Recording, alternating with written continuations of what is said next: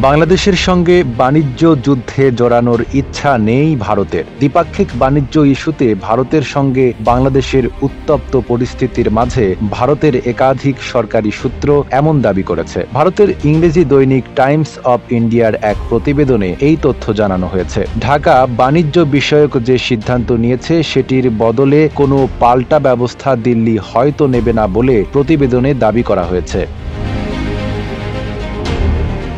ভারতীয় সরকারি সূত্রের বরাতে প্রতিবেদনে বলা হয়েছে, নিজেদের বিমানবন্দর ও স্থলবন্দরের জট কমাতে বাংলাদেশকে দেওয়া ট্রান্সশিপমেন্ট সুবিধা বাতিল করেছে ভারত। নেপাল ও ভুটানে বাংলাদেশের পণ্য রপ্তানির ক্ষেত্রে ট্রান্সশিপমেন্ট সুবিধা বাতিলের কোনো প্রভাব পড়বে না বলে ভারত সরকার আশ্বস্ত করেছে। সিল্কোর সিল্ক অ্যান্ড শাইন, যাতে আছে আর্গান অয়েল ও ওট প্রোটিনের গুডনেস, যা আপনার চুলকে রাখে হেলদি অ্যান্ড শাইনিং। যদিও দেশটির একাধিক সংবাদ মাধ্যমে এর আগে বেশ ফলাও করে বলা হয়েছিল, বাংলাদেশের প্রধান উপদেষ্টা ভারতের সেভেন সিস্টার্স নিয়ে মন্তব্য করার পর ট্রান্সশিপমেন্ট সুবিধা বাতিল করেছে তাদের সরকার। টাইমস অব ইন্ডিয়া দাবি করেছে, ভারত সরকার ট্রান্সশিপমেন্ট সুবিধা বাতিলের আগেই গত মার্চ মাসে বাংলাদেশ 3টি বন্দর বন্ধ ও স্থলবন্দর দিয়ে সুতা আমদানি বন্ধের সিদ্ধান্ত নিয়েছিল। যদিও সুতা আমদানি সংক্রান্ত নির্দেশনা কেবলই গত সপ্তাহে জারি করে অন্তর্বর্তী সরকার।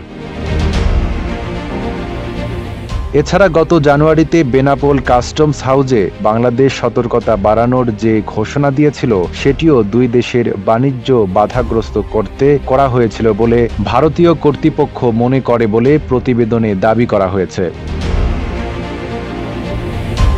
প্রতিবেদনে আরও উল্লেখ করা হয়, ভারতের সঙ্গে বাণিজ্য বাধাগ্রস্ত করতে বাংলাদেশ পাকিস্তানের সঙ্গে সরাসরি বাণিজ্য শুরু করেছে। গত ফেব্রুয়ারিতে পাকিস্তান ট্রেডিং কর্পোরেশনের মাধ্যমে 50,000 টন চাল আমদানি করা হয়েছে। নাইম আরাবী, ঢাকা পোস্ট।